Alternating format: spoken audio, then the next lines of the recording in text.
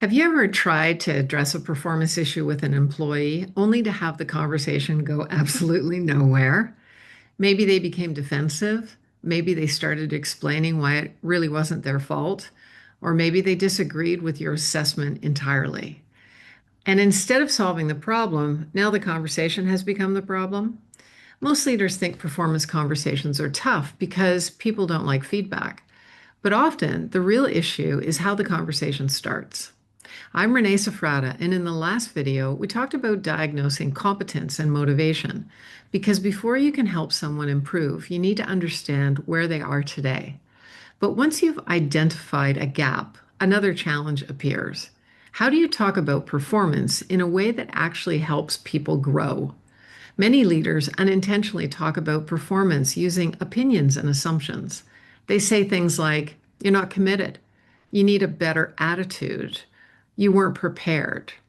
The problem is that those statements are difficult to hear and easy to argue with because they're based on interpretation. The employee starts defending their intention, and the leader starts defending their perspective. How messy.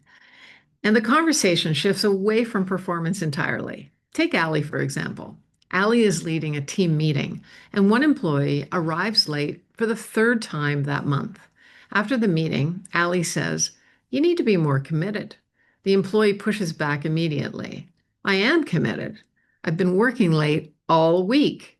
Suddenly, they're debating commitment instead of actually discussing the issue, and the conversation goes nowhere. The problem isn't that Allie raised the issue. The problem is that Allie focused on an assumption instead of an observable behavior. Instead of discussing commitment, Allie could have said, "I noticed you arrived late to 3 team meetings this month." Now they're talking about something they can both see, and that's where productive conversations begin. This is where the video test can help. At Vivo Team, we encourage leaders to ask a simple question. Could a video camera have recorded what I am describing? If the answer is no, you might be talking about an opinion, not an observation. A camera can record arriving 10 minutes late, interrupting a colleague, missing a deadline, failing to return a customer call. A camera cannot record being lazy, being unprofessional, having a bad attitude. The more you focus on observable behavior, the easier it becomes for people to understand what you're talking about. And the harder it becomes for the conversation to drift into assumptions and arguments. When performance conversations focus on judgments, people often become defensive. Trust erodes, problems remain unresolved, and leaders spend more time debating than developing people. When conversations focus on observable behavior, people gain clarity. They understand what needs to change. Leaders spend less time defending their perspective and more time helping people improve, not because the conversations become easier, but because they become clearer.